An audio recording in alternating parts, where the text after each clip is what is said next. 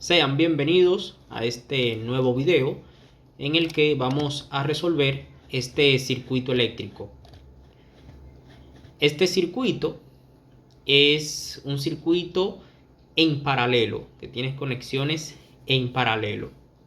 Este circuito tiene tres ramas y dos mallas. Por cada una de estas ramas circula una corriente.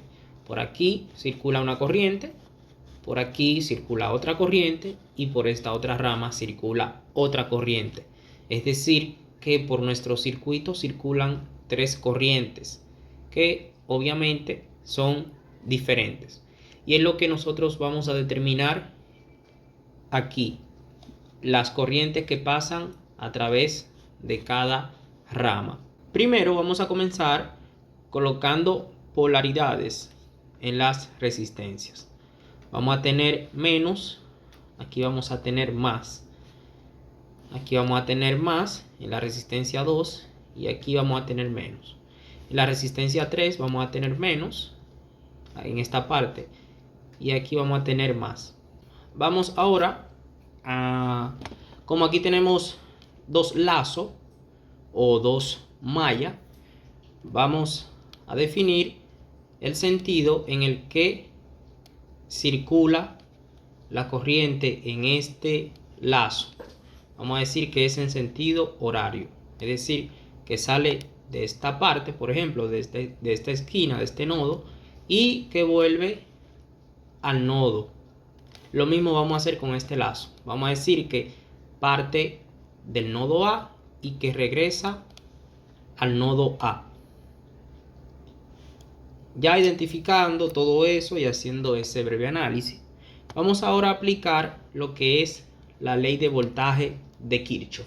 Vamos a tomar este primer lazo o primera malla y vamos a igualar el voltaje de la fuente con las caídas de voltaje, es decir, el voltaje que hay en cada resistor.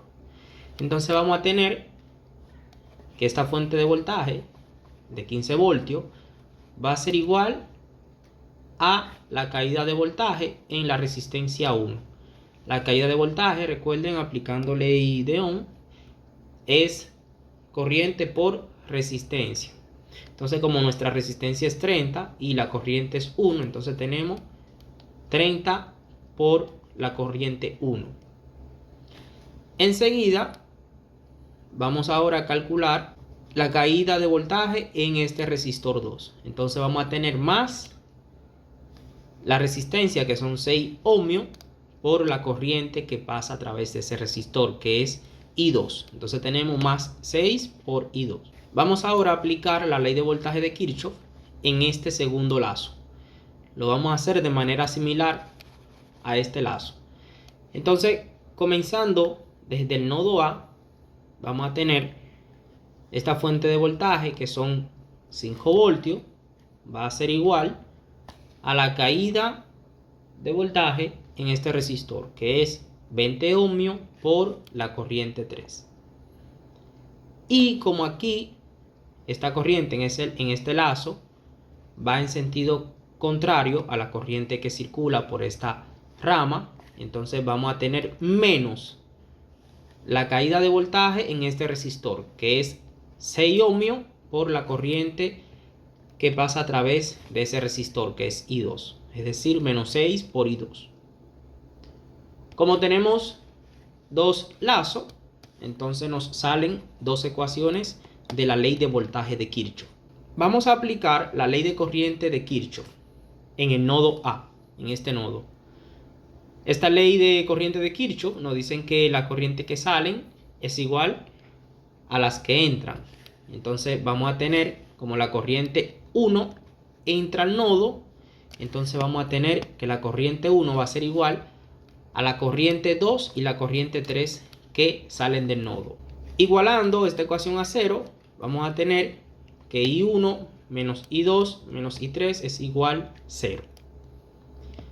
Formando ahora lo que es un sistema de ecuaciones con estas tres ecuaciones que tenemos, estas dos de la ley de voltaje de Kirchhoff.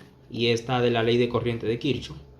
Vamos a tener 15 va a ser igual a 30 por I1 más 6 por I2 más 0 por I3.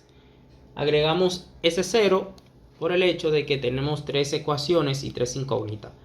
Y en esta primera ecuación tenemos únicamente 2 incógnitas, lo que quiere decir que el coeficiente de la incógnita 3, es decir, de I3, en esta ecuación es 0. Por tanto, tenemos 0 por I3. Vamos a hacer lo mismo para esta segunda ecuación. Vamos a tener 5 es igual a, como aquí no tenemos la incógnita de la corriente 1, pues entonces le agregamos 0 por I1 menos 6 por I2 más 20 por I3.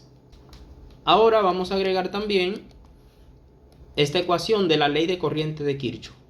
Vamos a tener que 0 es igual a la corriente 1 menos la corriente 2 menos la corriente 3.